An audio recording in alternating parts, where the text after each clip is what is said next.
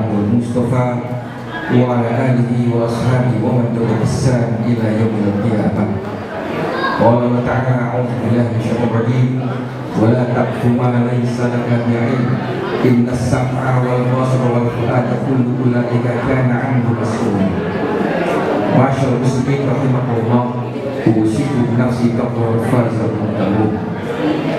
Yang saya hormati pimpinan cabang Duren Sawit 1 Bapak Khalid Sudarto, yang saya hormati para jajaran pimpinan cabang Muhammadiyah Duren Sawit 1, Ketua LPCRM Ustadz John, ketua saya ranting, ini walaupun ketua ranting tapi ini bos saya nih, Bapak Ustadz Effendi. Ketua saya juga ini Buya Haji Rusli Abdullah, Ketua Majelis Tabligh Duren Sawit 1, para ketua Ortok, pimpinan Ortok, pimpinan Aisyah, pimpinan amal usaha, para asatidz, alim ulama, yang semoga kita semua dirahmati Allah Subhanahu wa taala. Jemaah rahimahullah, ini luar biasa santunan Muhammadiyah yang rutin dilaksanakan tiap bulan suci Ramadan, gitu Pak Kli ya, rutin kita ya. Karena kata Ibnu Qayyim al-Jauziyah itu, amal yang Allah cintai itu 3 cirinya. Ciri pertama, dia harus berat. Makin berat suatu amal akan semakin dicintai oleh Allah Subhanahu wa taala. Maka dari itu kenapa kata Nabi, ahabbus sholat ilallah sholatul Daud. Sholat yang paling Allah cintai itu adalah sholatnya Daud. Karena yanamu nisful lail, dia tidur setengah malam, lalu dia setengahnya lagi bangun, lalu tidur sebentar saja seperempat malam. Kenapa? Karena itu adalah sholat yang paling berat. Jemaah rahimahullah, kalau sholat Jumat mah walaupun itu sholat wajib jemaah, tapi itu ringan untuk kita. Kenapa? Biasanya kantor-kantor menyediakan waktu khusus untuk menunaikan sholat Jumat. Tapi kalau untuk qiyamul lail jemaah, untuk sholat tahajud, untuk sholat Daud ini susah. Ya, itu harus betul-betul, walaupun waktu tersedia banyak jemaah, tapi niat kita tidak tersedia banyak untuk malam itu. Lalu wa habus siyam ilallah, siyam, puasa yang paling Allah cintai adalah siyam Daud, puasa Daud. Ya, karena yasumul, dia berpuasa 1 hari dan berbuka 1 hari lagi. Artinya sehari buka, sehari tidak puasa, sehari puasa. Itu yang Allah cintai jemaah. Ya, itulah puasa yang paling Allah cintai di luar bulan suci Ramadan. Kenapa? Itu dianggap yang paling berat di sisi Allah Subhanahu wa taala. Karena itu masyarakat muslimin, ya, Umar bin Khattab paling doyan berpuasa pada hari musim panas yang sangat terik. Jemaah, berbeda ya antara Mekah dengan Madinah. Umar bin Khattab itu tinggalnya di Madinah. Kalau Mekah itu suasana itu, cuaca itu cenderung relatif stabil. Ya, untuk yang sudah pernah haji, pernah umroh, mungkin sudah tahu perbedaannya. Kalau Mekah itu cenderung stabil, ya. Dia panasnya juga naiknya nggak terlalu tinggi, turunnya pun dinginnya tidak terlalu tinggi. Tapi kalau Madinah jemaah, sekalinya dia panas, masya Allah jemaah, bisa sampai 54 derajat, 56 derajat. Ya, kalau sudah dingin, saya benar-benar merasakan dinginnya di Madinah itu bisa sampai 2 derajat Celcius jemaah. Saya waktu itu menjadi penerjemah di Bandara Madinah. Jadi nggak disiapkan shelter jemaah, itulah kita di airport itu dengan dingin yang luar biasa. Makanya saya heran di awal kerja Pak Kali, ya di awal kerja itu kita dikasih jaket tebal. Ini ngapain kok apa di gurun pasir nih? Kita kan anggapan kita kan gurun pasir di situ. Di gurun pasir kok disiapkan jaket tebal pinter. Ternyata kita ngomong menghadapi musim dingin yang luar biasa. Jemaah rahimahullah, kalau kita adu, ya, kita adu untuk banyak-banyak yang sholat tahajud, insya Allah menang semua kita. Ya, sama-sama menang. Diajak adu banyak-banyakan puasa, insya Allah menang semua jemaah. Tapi kalau diajak untuk adu infak, disuruh ngasih orang buka puasa jemaah, kita kalau bisa ngasih sekecil-kecilnya jemaah. Kalau Nabi beda jemaah, ya Nabi ngasih sebanyak-banyaknya untuk keluarganya. Bagaimana?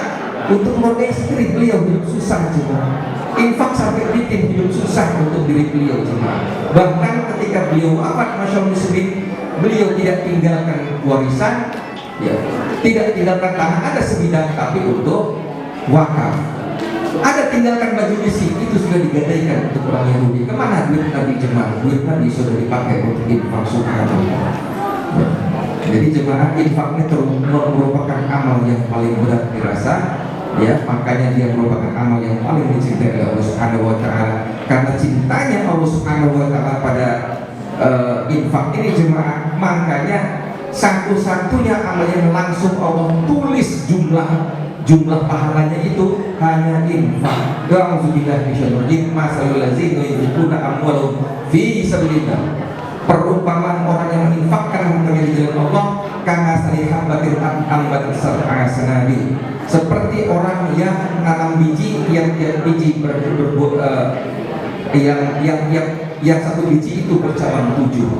Fi kulli sumbulatin mi'atu habbat, tiap-tiap cabang itu masing-masing berkuasa 700 kali per jemaah rahimahullah. Ya. Kita infak apa saja balasannya 700 kali lipat insya Allah. Itu yang pertama jemaah, yang paling berat. Makanya kalau saya lihat amal terberat itu justru adalah infak fi sabilillah. Karena itu masyaallah muslimin, ya,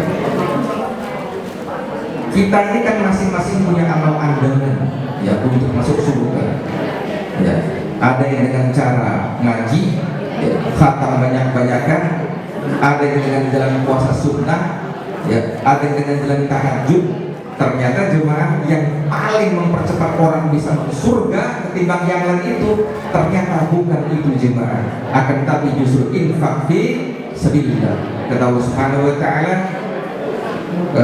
a'udzubillahi minasyaitonir rajim, wasari'u ila maghfiratin min rabbikum wa jannatin 'arduha as-samawati wal ardu uiddat lil muttaqin. Bersegeralah dan cepat-cepatan untuk meraih surga Allah yang luasnya langit dan bumi. Kalau Allah nyuruh cepat-cepat jemaah, Allah berarti akan kasih amal mana yang bisa bikin kita lebih cepat masuk surga ketimbang yang lain. Ternyata siapa itu? Mohon maaf, apa itu amalnya? Allazina yunfiquna fis sarra'i wad dharra. Ternyata menginfakkan hartanya bisa lapang dan sempit, subhanallah. Bagus mana? Infak lapang atau infak ketika sempit jemaah? Pahalanya memang banyak, yang sempit jemaah. Tapi kalau dilihat kuantitasnya, ya bagus yang lapang. Ya, mumpung Pak Ustaz sedang jadi manajer, nah, kita palakin beliau ini, ya. Kenapa? Beliau lagi lapang, duitnya banyak. Tapi kalau kita minta infak pada Ustaz-Ustaz yang lain sempit, ya. Kalau Pak Ustaz bisa infak sekali, infak 5 juta, 10 juta, Ustaz lain mana? Mungkin dia cuma 5.000 juta, 10.000. Ya kita nggak ngangkat kita untuk santunan ini infak 5.000, 10.000. Ya cuma jemaah kalau untuk pahalanya memang lebih banyak untuk orang-orang yang infak kalau seperti ini. Baik, itu yang pertama, amal yang Allah cintai, ya, dia harus berat. Yang kedua jemaah, amal itu harus bermanfaat untuk orang lain jemaah. Harus bermanfaat untuk orang lain. Makanya ketika ditanya, ya Rasulullah, ayul amal ahabbu ilallah, sahabat tanya, ya, amal apa yang Allah paling cintai? Lalu dijawab oleh Nabi, ahabbul a'mali ilallah, ya, anfa'u linnas. Ya, amal yang paling Allah cintai itu adalah yang paling bermanfaat untuk manusia. Wa ayyun nas ahabbu ilallah, siapa orang yang paling Allah cintai? Anfa'uhum linnas, yang paling bermanfaat untuk manusia. Subhanallah. Jadi kita tahu masyaallah muslim, ibadah apa yang paling besar manfaat untuk orang lain jemaah? Ya ini yang dilakukan tadi barusan, infak fi sabilillah. Ya Bu, jadi kalau ibu masih punya kelaparan uang, ibu masih punya kelaparan harta, Bu, infak. Tapi ingat ada syarat yang ketiga, amal yang Allah cintai. Amal yang ketiga masyaallah muslim yang Allah cintai itu dia harus rutin. Jangan jangan cuma sekali-sekali cuma habis dengar ceramah infak. Sudah lewat ceramah, duit pakai untuk beli HP, duit pakai buat beli buka puasa, duit pakai untuk macam-macam jemaah. Ya kenapa? Kata Nabi, ahabbul a'mali ilallah adwamuha. Amal yang paling Allah cintai itu yang paling dalam. Subhanallah jemaah. Jadi meskipun dia kecil, masya Allah, tidak apa-apa, yang penting dia dalam. Ya, saban-saban kita punya gaji, dapat honor, potong sedikit untuk infak, tapi terus dikasih. Makanya jemaah, kalau supaya kita infaknya nggak kelihatan receh, makanya mesti digabung. Infaknya kemana? Ya ke lazismu jemaah. Ya, kalau infak kita kecil-kecil, berapa infak? Sekali dapat honor berapa? 50.000. Ya kecil, nggak ngangkat jemaah rahimahullah. Tapi kalau gabung lazismu, insya Allah itu akan ngangkat itu macam-macam jemaah. Kita nggak tahu bosnya, kalau nanti ada masjid dibangun atas dana dari lazismu, mungkin ada uang kita 50.000 di sini. Kalau ada santunan anak yatim, mungkin ada uang 50.000 kita isi, insya Allah. Cuma Allah, makanya coba kita buka selapang-lapangnya. Yang masih punya jabatan, yang masih punya power, dibuka selapang-lapangnya, ya, untuk lazismu, untuk bisa dia berdaya di tempat tersebut. Ya contoh Pak Klik ini, beliau mantan petinggi Darmais. Siapa tahu bisa masuk ke situ. Gimana Pak Klik? Bisa nggak Pak Klik? Insya Allah Pak ya. Insya Allah kita buka jalan untuk mengambil lazis di Darmais insya Allah. Nah jemaah kita masuk ke materi sekarang. Masya Allah sendiri. Dakwah Muhammadiyah ini adalah dakwah yang lidah, dakwah yang pakai ilmu. Kenapa Muhammadiyah berdiri? Karena dulu ilmu sudah seperabot, Masya Allah sendiri. Ilmunya sudah simpang siur, sudah gak beres. Pendidikan kita jumlahnya, hitung potongnya, hitung keberuntungannya. Ya. Jadi waktu itu jemaah, ya, ini kan nenek saya juga orang Jawa, ya. Jadi setengah Jawa, setengah Sumatera. Jadi nenek saya, ya, waktu itu ada saudara yang meninggal. Ini kan dia sisa-sisa orang lama, Pak Kali ya, sisa-sisa sebelum Muhammadiyah ada. Ya. Jadi ada saudara meninggal kecelakaan, cuma ketabrak truk, kepalanya kelindes, pecah. Kata nenek, itu tuh dulu saya ingat dia lahirnya maghrib itu Pak, namanya julung caplok Pak. Julung caplok, kalau mati mengenaskan. Jadi Pak mesti diruat Pak, gitu. Kudu diruat. Nah itu cuma yang ngeruat itu banyak kiai-kiai, mohon maaf, ustaz-ustaz itu kerjaan mereka, duit mereka kalir dari situ. Kami termasuk muslim, ya, untuk mengembalikan ya kemuliaan Islam, ya, berdirilah Muhammadiyah ini. Karena ilmunya cuma, makanya coba kita lihat amal usaha paling menonjol apa? Sekolah, universitas. Coba. Kalau yang lain apa? Yang lain, mohon maaf, ya, para petinggi agamanya dengan apa? Mendirikan tembok-tembok kultus. Ya, dalam tembok itu terserah saya mau ngasih ilmu apa. Kadang saya kasih ilmu kebal, kadang saya kasih ilmu rame-rame. Mereka tuh kiai-kiai juga Pak Bobo. Ya. Tuh, paman saya itu kebal loh Bu. Tapi Pak, sebelum kebal itu Pak, yang dirapalkan itu ayat Quran. Tuh, ada yang bisa paman itu ya lari dari sini mungkin sampai Kerawang itu cuma dalam waktu setengah jam jalan itu.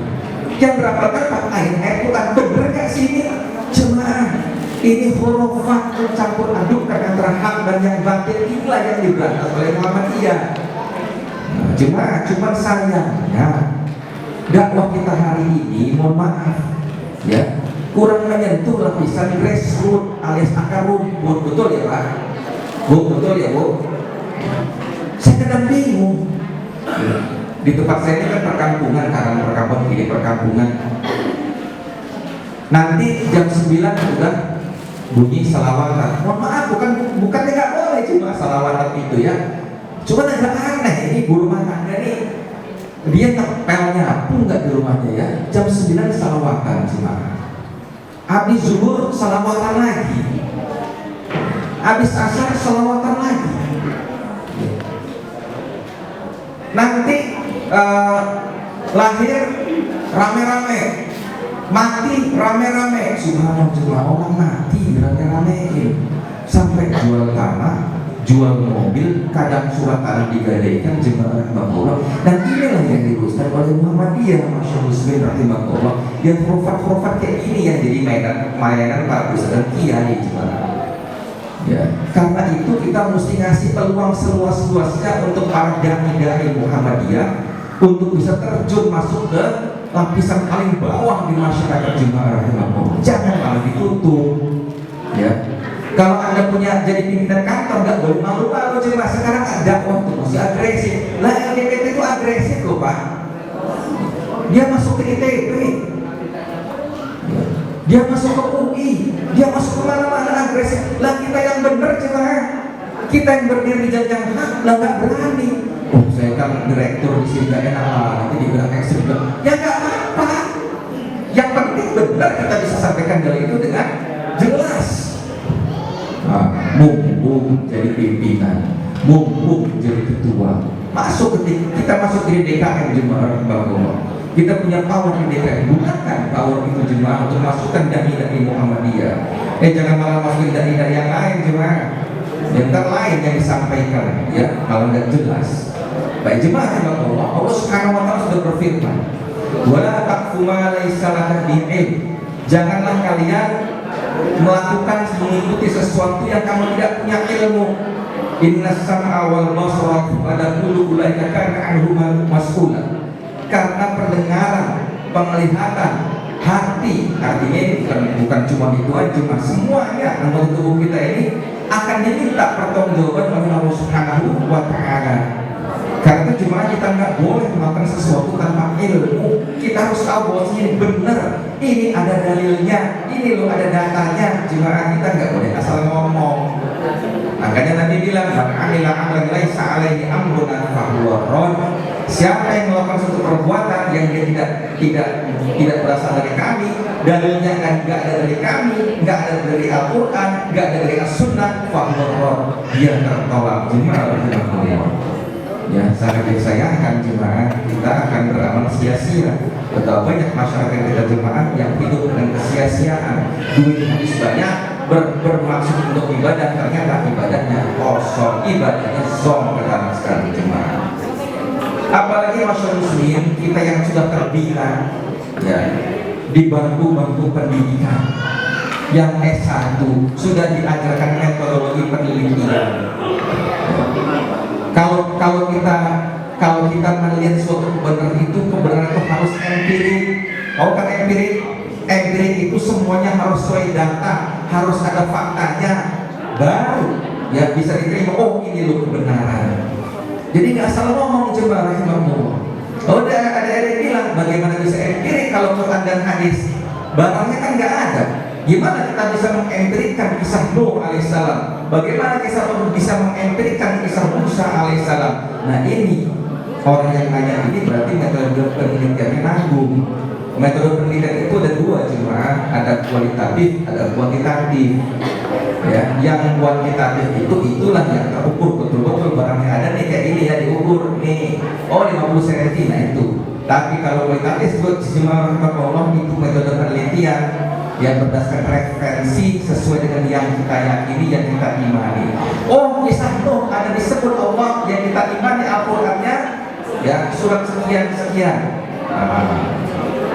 Jadi jemaah rahimahullah, ya jangan sampai seperti jemaah saya. Gimana jemaah saya itu? Ya, Bapak apa arsitek? Ngapain Pak kesini Pak? Saya minta rukyah istri saya.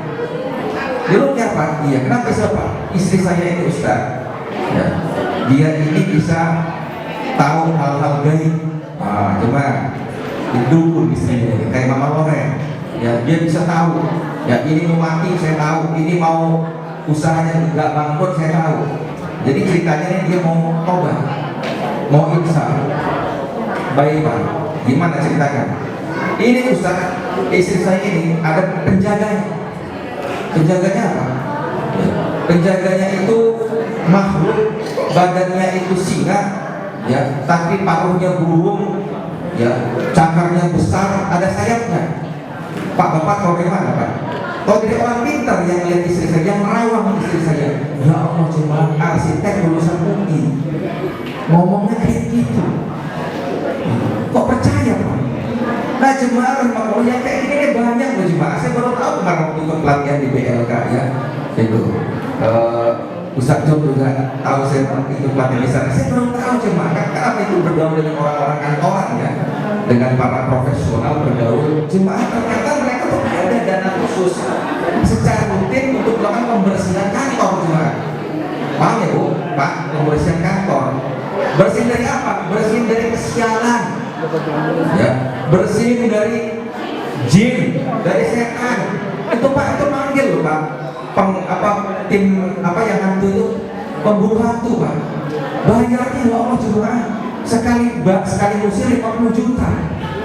Ya wajar aja lah dari Muhammadiyah sakit hati karena di kantor 300.000, 200.000. Kita nggak ngarepin cuma kok yang kayak gitu kok bisa ya 50 juta dihargainya.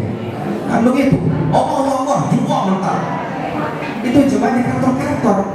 Nanti kalau suatu hari nggak dikasih sesaji, ya itu nanti setannya bener-bener ini, bener-bener meneror setannya ini. Ya, ada orang tiba-tiba lagi benerin mesin yang sedang rusak, tiba-tiba mesin jalan, tangannya kepotong. Ya, tangan kepotong. Tiba-tiba ketika kepotong darah netes hilang darahnya itu. Nah itu harus dipanggil tim kayak gitu semua. Hati-hati juga. Kita ini justru basic berdirinya Muhammad itu untuk menghancurkan, untuk meninggalkan yang kayak itu di barat.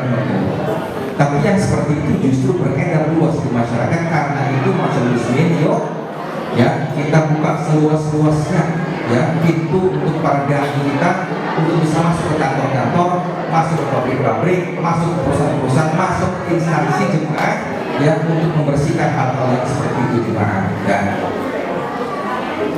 Atau seperti lagi ya, contoh kasus seperti lagi ya, Ustaz tolong menuhi rumah saya.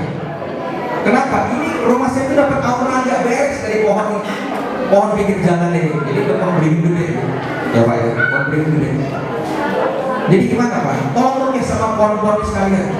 Ada penunggunya di sana Pak. Penunggunya siapa? Ada makhluknya Ustaz. Kata orang pinter. Ya Allah jangan.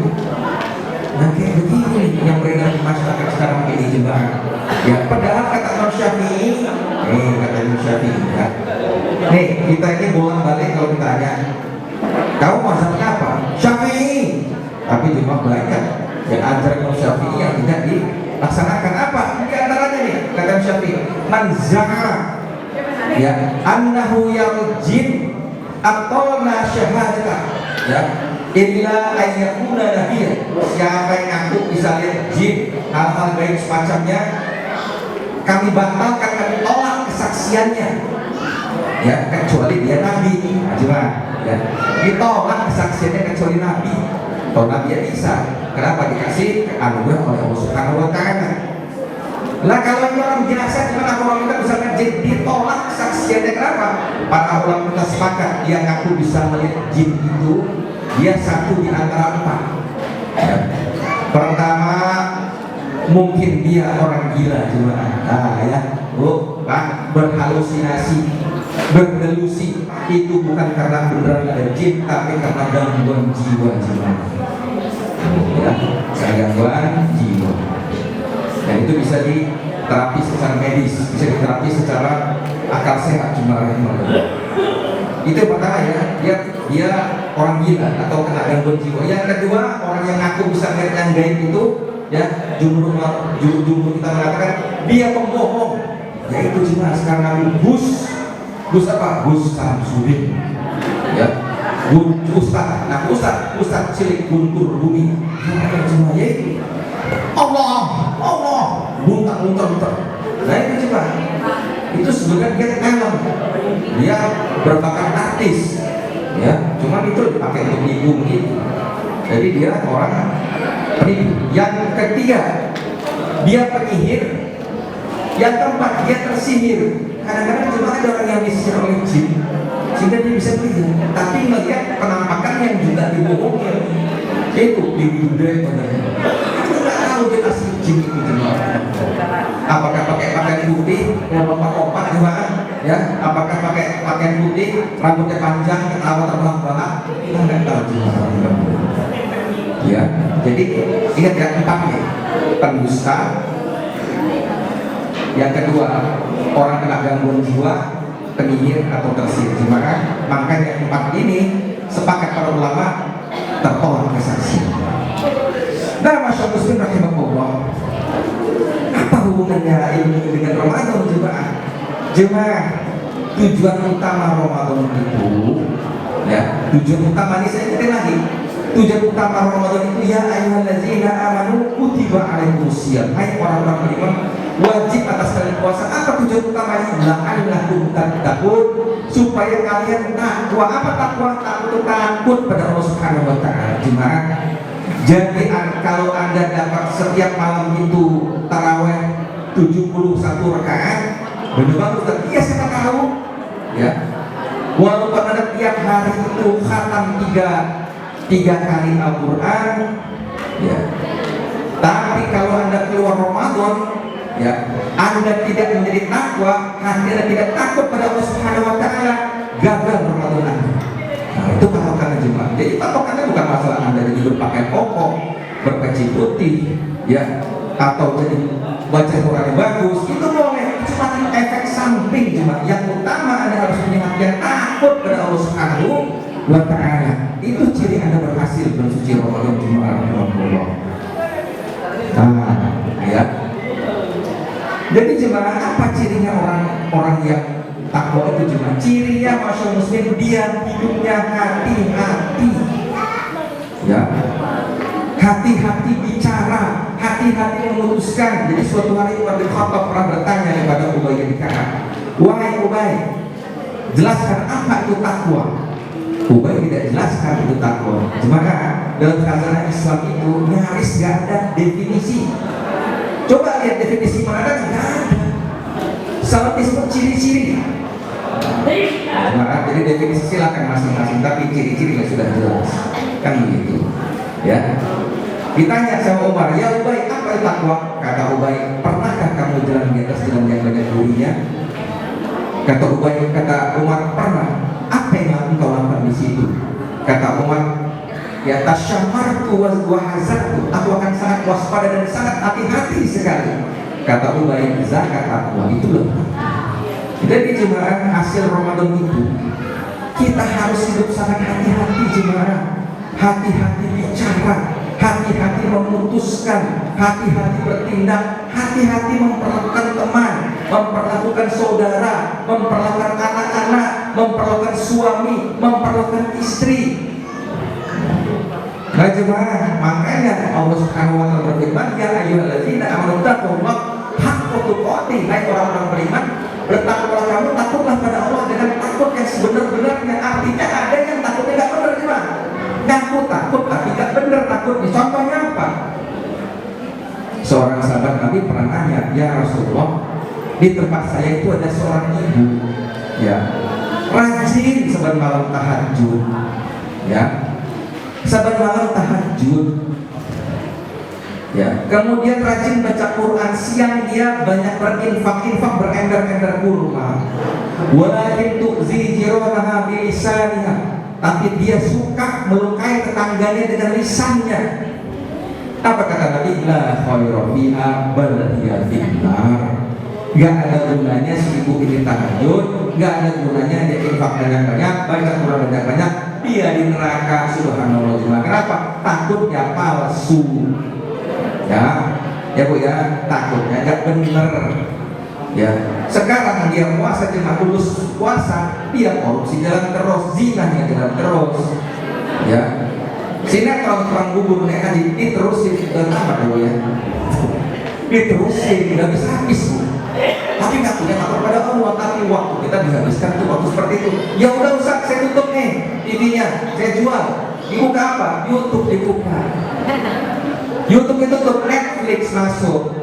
Netflix ditutup, Disney dibuka. Subhanallah jemaah sekarang ini ya. Padahal jemaah rahimahullah. Ya, nanti lah kita bahas ya. Baik jemaah rahimahullah. Ya. Nah, kapan kira-kira nih? Ya, kita ini bisa mencapai takwa ini jemaah. Ya, ini Ramadan jemaah.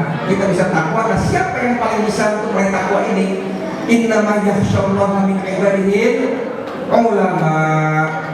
Ya, di antara hamba-hamba Allah yang paling bertakwa itu ulama, orang yang berilmu. Jadi jemaah, kalau kita punya ilmu yang benar jemaah, kita akan bisa lebih takwa daripada orang-orang yang lain yang enggak sombong. Ya, kalau sombong sudah, walaupun takwa nggak masuk surga. Kalau sombong, ya, itu penyakit orang berilmu suka sombong. Ya, merasa bisa menjangkau langit, bisa ngalahin gunung. Apa gitu? Ya, jadi jemaah rahmatullah, orang-orang berilmu itu bisa lebih berpeluang untuk takwa. Subhanallah jemaah. Ya, seperti yang dikatakan oleh Pak Anam tadi, ya, al ulama warasatul anbiya, ulama itu pewaris para nabi. Betul. Kenapa para nabi itu takwa, sedangkan para ulama itu sangat berpeluang untuk takwa. Subhanallah jemaah. Ya, bahkan dengan takwa ini kita semua berpeluang untuk jadi wali-wali Allah jemaah. Subhanallah jemaah, wali Allah. Ya, siapa sih wali Allah itu? Kata Allah Subhanahu wa taala, ala inna awliya Allah la khaufun 'alaihim wa la hum yahzanun. Ketahuilah wali-wali Allah itu tidak ada rasa takut, tidak ada rasa cemas. Dia apa jemaah? Tenang hatinya, tenang jiwanya. Ingat jemaah, rasa takut, rasa cemas, rasa sedih itu sumber dari semua penyakit jiwa. Ya, tanya di sini aktivis rumah sakit Islam, ya. Sumber penyakit jiwa itu ketakutan, kecemasan, ya, kesedihan, cuma itulah sumbernya. Sedangkan orang takwa tidak seperti itu. Apa cirinya? Ya, allazina amanu wa kanu yattaqun. Mereka itu beriman dan mereka itu takwa kepada Allah Subhanahu wa taala. Mereka takut. Itu jemaah, jadi kita keluar Ramadan harus menjadi wali-wali Allah. Kalau wali Allah itu cuma sepanjang sejarah itu terkenal berapa? Karena ada hal-hal yang aneh. Jadi kalau dia ada perlu jemaah, wali Allah itu mintanya bukan ke depan, bukan ke belakang, samping kanan, samping kiri, mintanya ke atas. Kalau manusia biasa jemaah ada masalah keuangan, kita mintanya ke sini jemaah. Mana? Pinjol, ngutang teman, ngutang koperasi, gadaikan motor, gadaikan HP, gadaikan laptop, ini mah kirim ya ke rumah, nipu teman. Tapi wali Allah itu cuma mintanya ke atas, minta solusi semua untuk ke atas. Nanti Allah kadang-kadang jemaah akan ngasih jalan keluar dengan cara-cara yang rada aneh. Wamayyattaqillaha yaj'al makhraja. Siapa yang takwa kepada Allah akan kasih jalan keluar. Wa yarzuqhu min haitsu la yahtasib. Memberi dia rezeki jalan keluar itu dari jalan yang tidak disangka-sangka. Itulah aneh jalan keluarnya jemaah. Ya. Tuh. Aneh. Contoh siapa waliullah? Ada seorang sahabat yang bernama Ala al-Hadrami. Nah, ini sahabat Nabi. Ala al-Hadrami ini ketika perang Qadisiyah itu terjadinya di zamannya Umar bin Khattab. Di zaman Umar bin Khattab. Jadi perang Qadisiyah itu tujuannya untuk menaklukkan kerajaan Persia. Kenapa? Ini kerajaan Persia ini ganggu terus, ngancam-ngancam terus. Jadi udah taklukkan sekalian, biar kita jadikan dia khilafah Islam. Udah, berangkatlah pasukan pertama jemaah rombongan pertama 4.000 pasukan dipimpin oleh Ala al-Hadrami. Di tengah jalan jemaah ternyata itu trennya luar biasa hari itu. Pasukannya sudah pada loyo, kuda-kuda sudah pada tidak sanggup berjalan. Lapor pada pimpinan. Komandan, lapor. Lapor. Ini kita sudah tidak kuat lagi. Panas luar biasa. Persediaan air sudah habis. Bagaimana ini? Kita pulang aja. Jangan. Biar saya tolong. Pak, saya bilang tadi ya, mintanya ke atas. Ya Allah, kami berjuang di jalan-Mu ya Allah. Nah, ini dia. Makanya kita punya dai-dai di pedalaman. Subhanallah Bu, ya, jalan keluarnya kadang nggak dikirim oleh oleh perserikatan duitnya. Dapat dari mana dia? Ternyata ya ada juragan karet, ya, nikahin dia dengan anaknya. Jadi dia juragan karet cuma. Kan ada cara seperti itu ya. Tapi Allah yang ngasih. Ya Allah, kami sedang berjuang jalan ya Allah. Jika Kau tidak turunkan hujan kepada kami ya Allah, kami tidak akan bisa terus untuk melanjutkan perjalanan kami. Jemaah, langsung mendung, langsung hujan jebret di situ. Sampai muncul sungai dari situ, minum sepuas-puasnya, mandi sepuas-puasnya, isi air sepuas-puasnya. Begitu mereka teruskan perjalanan jemaah, ya, salah seorang pasukannya itu lupa ngisi minum, mau balik lagi. Begitu balik jemaah, sungainya sudah tidak ada. Itulah sebenarnya kami. Pantai jemaah ini sebenarnya nggak jauh nih. Dari pantai menuju ke Kerajaan Persia itu tidak sebentar lagi. Istana Putih itu kelihatan, tapi nggak ada perahu, nggak ada kapal di situ. Jemaah, kalau orang biasa, saya bilang tadi, pasti nyari-nyari kemana-mana. Telepon sana, telepon di sini, kapan kapal berangkat, lihat HP. Jemaah, kalau alat elektronik, dia minta ke atas. Ini kisah yang suami jemaah. Ya Allah, di depan kami membentang lautan. Seandainya kau tidak izinkan kami lewat sini, kami tidak bisa melintas untuk menuju kerajaan musuh. Jemaah, 4.000 pasukan semua jalan di atas laut. Subhanallah. Itulah waliullah. Ya. Wali-wali Allah Subhanahu wa ta'ala. Satu lagi kisah waliullah. Ini kalau kita Ramadan bisa keluar takwa nih cuma jadi wali Allah semua. Kenapa? Takwa. Satu lagi kisah ya tentang Huzaifah bin Yaman. Jadi gimana ya, di masa pemerintahan Umar bin Khattab ya, ada seorang, ada perkampungan di Habsyah. Ini perkampungan diserang oleh singa. Singa nggak ada di Makkah, dari Madinah. Kenapa? Itu Afrika Utara atau Asia ya. Tapi singa itu adanya di Afrika Tengah sampai Selatan. Yaitu yang suka kita lihat di acara-acara TV ya. Nah kemudian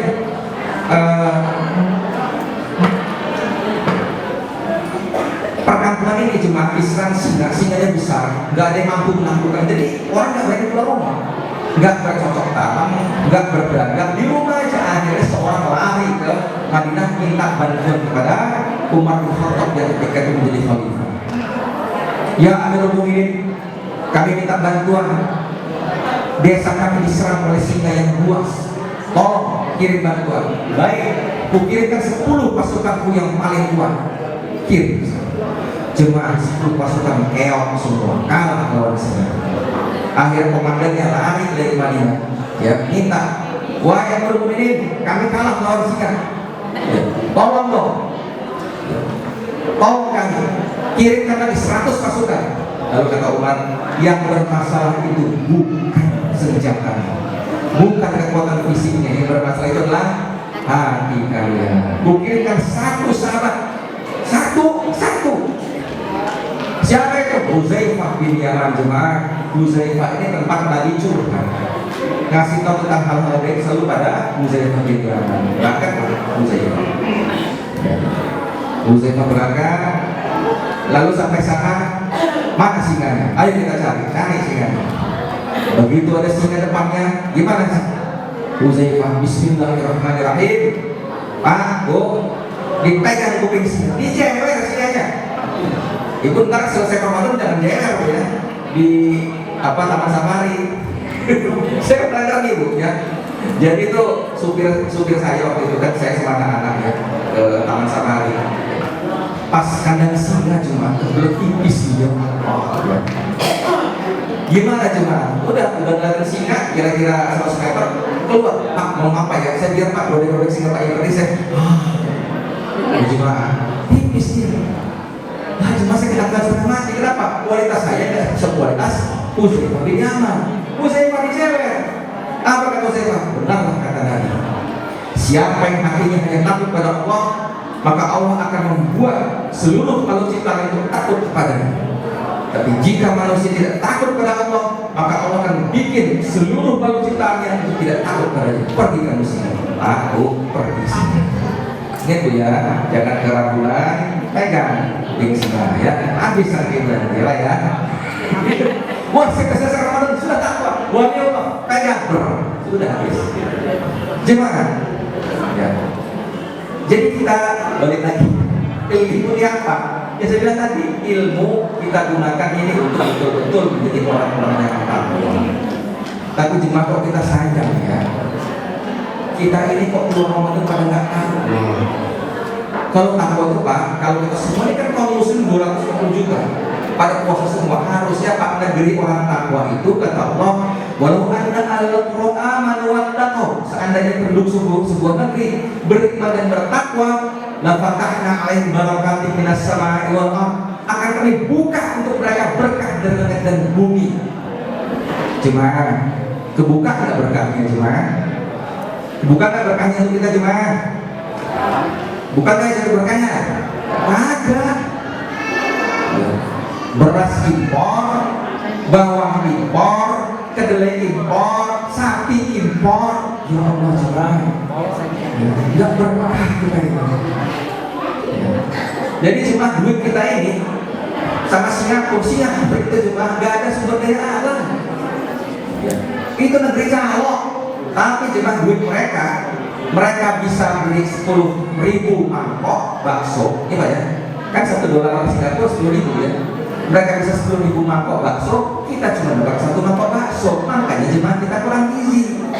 Ya, jalannya begini kita, ya ini kurang gizi, mereka belum begini ya makanya 10.000 mangkok bakso, satu duit mereka 10.000 duit kita. Nah jemaah, walakin kazzabu fa akhznahum man kanu yaksibun, tapi mereka itu mendustakan ayat Allah Subhanahu wa taala, nggak punya puasa, nggak punya takwa, korupsi jalan terus, hancur negara kita jemaah. Makanya kata Abraham Samad, seandainya korupsi bisa nol di Indonesia jemaah, kita ini jemaah mau Muhammadiyah, mau Aisyah, mau Orto, mau Amalusa, nggak usah kerja, duduk nganggur di rumah, digaji tiap bulan 40 juta. Subhanallah jemaah, negeri kita ini ya. Baru ayat kita nyanyi tanah airku Indonesia. Ya Pak ya, tapi kalau nggak jangan ya, kita nggak layak nyanyi itu ya. Nah jemaah, kenapa nggak sampai begitu kita ini? Artinya ada yang salah. Pak, berapa menit lagi Pak? Setengah jam lagi Pak? Setengah jam. Baik. Ya. Perlu apa lagi? Sulit. Kurang lagi. Berarti ada yang salah jemaah. Ya. Saya mau lihat rangkum ada 3 kesalahan. Ini ada sebagian Aisyah pernah dengar ya. Yang pertama jemaah, banyak di antara kita ini yang Ramadan ini malah dijadikan bulan hawa nafsu jemaah. Hawa nafsu itu apa? Hawa nafsu itu keinginan pribadi kita. Gak ada campur paut setan, gak usah disalahin setannya jemaah. Ya, kalau puasanya benar setan terbelenggu bulan suci Ramadan ini. Jadi jemaah, hawa nafsu itu keinginan kita untuk nyaman, untuk makan, untuk minum, untuk tidur. Kalau kita naik kereta, keretanya di sini panas dari sebelah kiri, kita mau pindah ke kanan, itulah hawa nafsu jemaah. Gitu. Sekarang nih misalnya, ya, jadi sekretaris ranting, nggak nyaman disuruh dulu sama ketua ranting, ya, Pak hawa nafsu pengen naik, kudeta aja, bisa nggak? Bisa. Itulah hawa nafsu jemaah. Hawa nafsu jemaah kalau dia dikasih makan terus, dia akan menguasai pemiliknya jemaah, sehingga dia tidak bisa ngapa-ngapain. Ya. Inhum illa kan akal an'am balum sabila, mereka seperti orang ternak bahkan lebih sesat dari jemaah. Jadi jemaah gimana kita harus jemaah? Kita lihat masuk muslim kita ini puasa, tapi anggaran makannya jauh lebih besar di luar bulan Ramadan. Dapat klik ya? Anggaran dapur kita kalau bulan suci Ramadan 5 juta, di luar bulan Ramadan 3 juta, kok bisa gitu jemaah? Kan kita puasa makan cuma 2 kali, tapi anggaran makan Anda lebih besar. Artinya apa? Kenapa anggaran beli baju bisa lebih besar, anggaran jalan-jalan lebih besar? Karena mudik. Kenapa bisa itu cuma? Artinya cuma iman kita ikutin hawa nafsu. Kalau kita keluar masuk mall yang diskon cuma, kayaknya kita gatal badannya cuma, mau pingsan lagi dia Pak ya. Itu hawa nafsu. Mau itu lagi all you can eat. Ya Allah jemaah, all you can eat. Ramadan ada makan all you can eat. Ya Allah jemaah, Makan padang itu cuma 25.000 itu sudah dapat tunjang. All you can eat berapa? 150.000. Berarti Anda makan 6 piring jemaah. Anda dimasukkan buat 6 piring all you can eat jemaah. Tapi jemaah karena sudah tahu nafsu harus kesana. Ya kalau enggak saya akan sakit.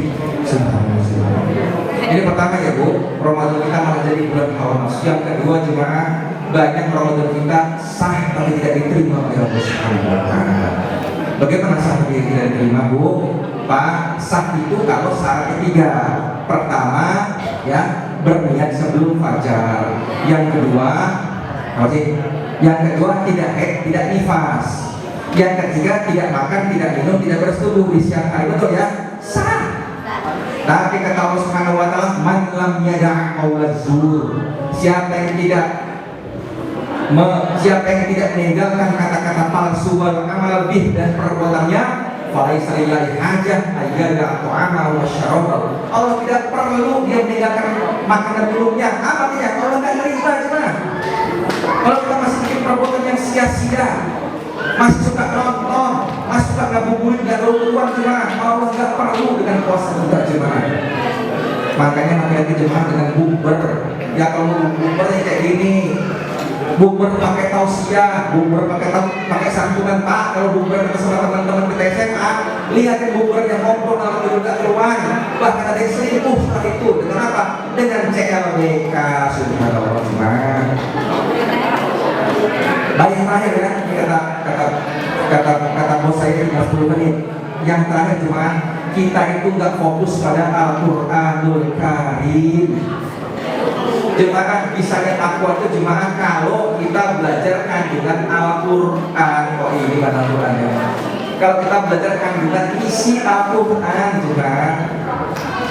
Makanya kata Allah, wa kadzalika nukhawifu bihi ibadi wa kadzalika nukhawifu Allahu ibadah.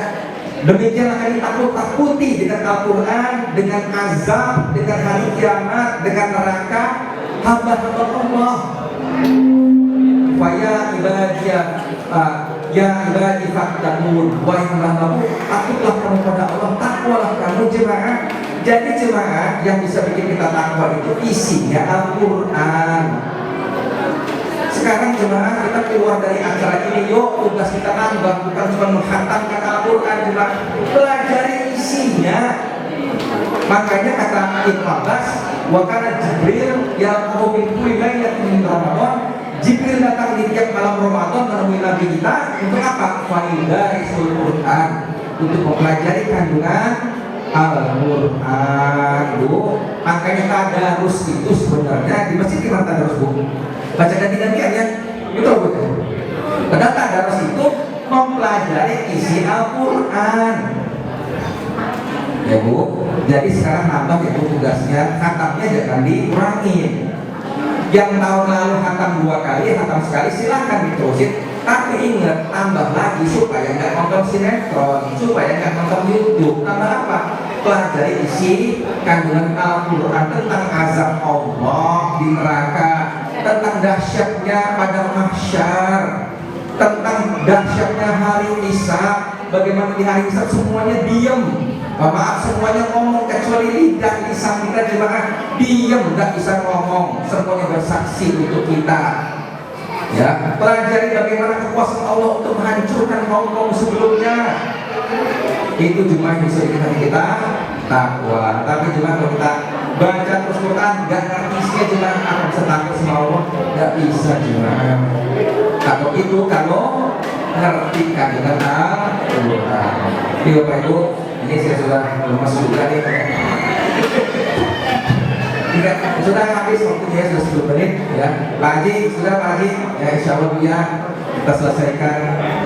Saya mohon maaf atas kekurangan. Nafsu Allah wa fathul murid wa basyiril mu'minin. Assalamualaikum warahmatullahi wabarakatuh.